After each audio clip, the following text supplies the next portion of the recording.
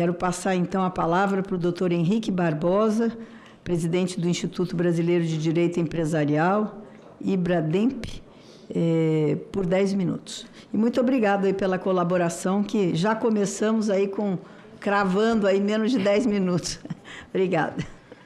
Excelentíssima senhora senadora Tereza Cristina, na pessoa de quem saúdo todas as senhoras e senhores senadores e senadoras dessa comissão, ilustres professor Tartucci e Moacir Lobato, em nome dos quais, pedindo licença à professora Paula e à professora Rosa, num ato de confessado bairrismo mineiro, saúdo os integrantes da comissão redatora do anteprojeto originário.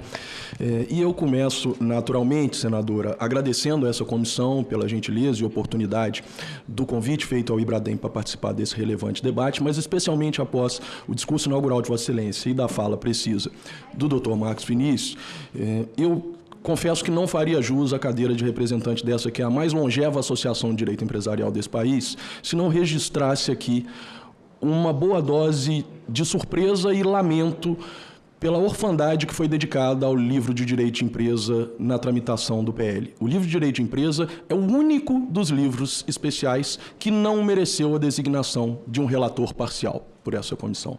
Isso preocupa e preocupa muito, porque, como disse Vossa Excelência, como disse o Dr. Marcos Vinícius, né, o empresário tem um valor tremendo para esse país, para fomentar a economia, para impulsionar desenvolvimento. E na medida em que dentro dessa casa jogamos, ou ao menos transmitimos a sensação de que quem fomenta o nosso desenvolvimento econômico está relegado a segundo plano, isso é um sinal negativo. E num projeto de lei que tem por um dos objetivos declarados segmentar e categorizar os contratos civis e empresariais, com toda a filosofia que foi posta já pelo Dr. Marcos Vinícius, certamente será posta pela professora Paula, me parece uma contradição insuperável deixar em segundo plano justamente o pacto empresarial por excelência, que é o contrato de sociedade, que regula na origem essas relações empresariais. De modo que eu rogo aqui, no meu chapéu institucional, que Vossa Excelência transmita à comissão e ao senador Rodrigo Pacheco, né, esse nosso clamor para que seja, ainda assim, designado um relator parcial para o livro de direito de empresa, para que a comunidade empresarial tenha uma interface e possa levar suas contribuições e debater para além do momento que, ora, nos é ofertado. E até em função disso, me parece que o meu chapéu institucional hoje é muito mais o de demonstrar para a comissão a importância dessa medida regimental do que propriamente ficar repassando pontos. Mas isso me obriga, talvez de forma inglória, a apontar aqueles pontos que parecem mais complexos e que, induvidosamente, merecem, no mínimo, o melhor debate no âmbito do livro de direito de empresa. E eu começo a fazê-lo analisando algumas aparentes contradições que merecem ser superadas, especialmente a partir da fala do Dr. Marcos Vinícius, que bem pontuou toda a principiologia que foi posta pela subcomissão, tentando estimular o desenvolvimento e atrair investimentos, e está posto desde a justificação do anteprojeto originário e do atual PL, que expressamente falam disso, impulsionar investimentos, atrair investimento estrangeiro, mas isso não parece ser condizente com propostas postas no texto do PL, tais como a exigência de que, para simples participação em sociedades brasileiras, a sociedade estrangeira tenha autorização prévia do Poder Executivo, ou de que, para compor sociedades limitadas unipessoais, eu só possa ter pessoas naturais. Para ficar num tema e num setor caro a Vossa Excelência, enquanto ministro de Estado, que bem sabe o quanto já é difícil vender o país lá fora, mas imaginemos o agronegócio, que já sofre com o elastecimento absolutamente desarrazoado da dificuldade de compra de terras, ter que passar agora toda a sua cadeia produtiva por um segundo sarrafo de validade para que possa receber investimento estrangeiro, que é a autorização prévia do Poder Executivo, que ninguém sabe bem como se dará, porque isso dependerá de um decreto e de várias resoluções, instruções de vários órgãos, como Banco Central, Receita Federal. Ou seja, teremos um limbo aí de completo fechamento de portas para o investimento estrangeiro, né? Isso não parece ser saudável. Paralelamente a isso, não há como deixar de anotar alguma preocupação com o uso das chamadas cláusulas gerais ou conceitos abertos no Código, especialmente me refiro aqui à figura da ordem pública. E eu sei que esse tema já foi pisado e repisado em audiências anteriores, está muito claro a essa altura que essa foi uma decisão consciente, metodológica da comissão redatora, eu não entrarei nisso, ficarei na minha seara que me compete, que são os efeitos dessa cláusula, especialmente de ordem pública, como um critério de validade dos atos societários, que, me parecem, comprometem em muito toda essa boa principiologia que foi destacada pelo Dr. Marcos Vinícius, especialmente quando se tem no artigo 966-MA uma disposição que diz que a autonomia da vontade e as convenções firmadas entre os empresários serão plenamente válidas, ressalvada a ordem pública. A questão, senadora, é que eu estudo direito societário há 28 anos e eu não saberia elencar aqui a Vossa Excelência nesse momento um único princípio de ordem pública no direito societário. A doutrina jamais se debruçou sobre isso, a jurisprudência tampouco. Eu suspeito que se Vossa Excelência fizer uma enquete entre os vários juristas que estão nessas salas ao longo dessa sessão e pedir para que, sem consulta, cada um escreva num papelzinho o que entendem como princípios de ordem pública no direito societário, das duas uma, ou teremos resposta nenhuma ou uma completa multiplicidade de respostas. E é aí que mora o perigo. Porque é nesse momento que assumimos o risco das centenas ou milhares de juízes Brasil afora interpretarem seus próprios conceitos de ordem pública como barreira à principiologia da autonomia, das boas convenções entre os empresários.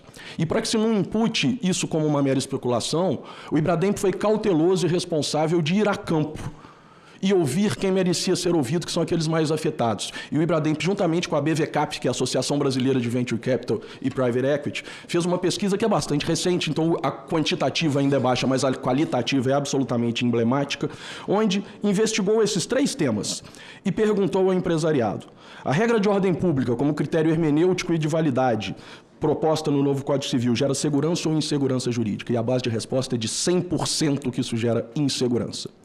A proposta de exigência de autorização do Poder Executivo para participação de sociedades estrangeiras em sociedades nacionais. Isso é positivo ou negativo para esse sistema? E 87% das respostas é que isso é negativo para o sistema. A vedação de pessoas jurídicas comporem sociedades limitadas unipessoal é positivo ou negativa para o sistema? E 58% da base respondente diz que isso é negativo para o sistema. Isso, de novo, olhando para o capital estrangeiro, olhando para os fundos de investimento, olhando para o capital produtivo. Isso não parece ser condizente com a boa principiologia que foi posta e sugerida pela subcomissão em prol do desenvolvimento econômico e do país. Seguindo adiante, e embora o tempo seja inglório, mas chamando a atenção para alguns poucos pontos que me parecem também uma contradição do Código, algo que está posto na justificativa do projeto é de que se estaria a consolidar uma jurisprudência sedimentada em sede superior. E quando se olha para alguns itens propostos no PL, isso não parece ser o caso em todas as hipóteses. E eu vou, ainda ficando na seara da principiologia, vou pegar o exemplo do princípio da preservação da empresa que o Dr. Marcos Vinícius citou há pouco. Bom, uma das disposições propostas no PL é a extinção da possibilidade de se expulsar sócios majoritários que ponham em risco a empresa. Algo que está absolutamente consolidado tanto pela terceira quanto pela quarta turma do STJ e é objeto, inclusive, de um enunciado do Conselho da Justiça Federal. Ou seja, pouco importa se o sócio é minoritário ou majoritário, se ele põe em risco a empresa, é justamente em prol desse princípio da preservação da empresa que ele deve ser extirpado daquela sociedade. E isso acaba com o PL na medida que se muda a redação do artigo 1030 e só passa a se poder expulsar, inclusive judicialmente, sócios minoritários. Some-se isso a uma previsão do parágrafo 4º do artigo 1072, que autoriza deliberações majoritárias independentemente de um procedimento deliberativo assemblear ou de reuniões, e o que se tem é o risco de uma verdadeira tirania societária. E aí a gente volta de novo na problemática da ordem pública. Mas não seria o princípio da preservação da empresa um princípio de ordem pública? Me parece que não, porque a própria norma que está sendo sugerida atropela ele. Não seria, então, talvez, o princípio da preservação das minorias um princípio de ordem pública? Claramente também não. Até que algum juiz diga que sim, e tudo isso cai por terra. E o que a gente semeia é insegurança na contramão do que bem disse Vossa Excelência, do que muito bem disse o doutor Marcos Vinícius. Há, em contrapartida, 2 temas que são, esses sim, prioritários. Se a gente pensar nos gargalos da sociedade limitada hoje no país, e eu vejo que ainda tem 1 minuto e tentarei me ater a ele, né, há 2 tópicos muito relevantes. O primeiro é a insegurança e a incerteza quanto aos prazos decadenciais dentro dos quais se pode invalidar deliberações sociais. A gente olha para a jurisprudência hoje e a gente vai ver 5 entendimentos diferentes. Vai ter juiz que diz que são 3 anos, com base no artigo 48 do Código Civil, vai ter juiz que diz que é 2 anos, com base no artigo 179 do Código Civil, vai ter juiz que diz que é de 4 anos, com base no artigo 178, vai ter juiz que diz que é de 5 anos, de 10 anos, perdão, com base no artigo 205, e juiz que diz que é 2 anos, com base no artigo 286 da Lei das SA. E aqui, me parece que, embora ande bem ao desburocratizar o sistema de deliberações das sociedades limitadas, o PL fica meio caminho, porque não soluciona essa questão, não endereça esse tema. Fala tão somente das deliberações em conflitos de interesses, mas não fala daquelas com erro, dolo, simulação ou tantas outras de votos abusivos. Então, aqui fica a sugestão. Da mesma forma, quando se fala de cotas preferenciais, que também parece ser uma bela evolução, a opção por um regime de semi-analogia, remetendo à lei das SA, me parece também semear mais insegurança do que segurança.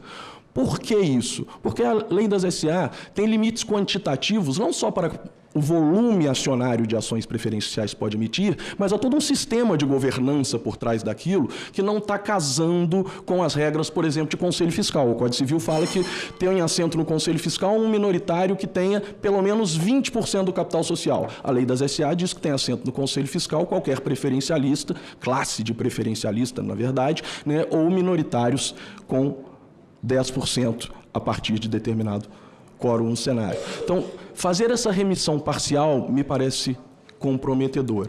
Enfim, e tentando me ater ao tempo excedente que Vossa Excelência já me confia, agradecendo novamente, acho que a preocupação, todos queremos a mesma coisa. Reconhecer que o empresário merece atenção, o investimento, seja nacional, seja estrangeiro, tem que ser efetivamente fomentado, mas sempre sob o viés e a vertente da segurança jurídica. E é por isso que eu ratifico o meu clamor inicial para que Vossa Excelência, perante essa comissão e perante o senador Rodrigo Pacheco, rogue e adotem a providência de nomear um relator parcial específico e de lá tem algumas semanas, certamente num debate que visa revisar um diploma que vigorou por 25 anos, não serão algumas poucas semanas de melhor e mais zeloso debate que comprometerão o processo legislativo. Então, com essas palavras, agradecendo de novo a oportunidade e ansioso para ouvir as contribuições certamente importantes que virão na sequência, eu ratifico a Vossa Excelência que o IBRADEMP está e seguirá à disposição para contribuir para a evolução do processo legislativo. Muito obrigado. Muito obrigado, doutor Henrique Barbosa. Com certeza vou levar ao senador Rodrigo Pacheco esse pedido do relator parcial.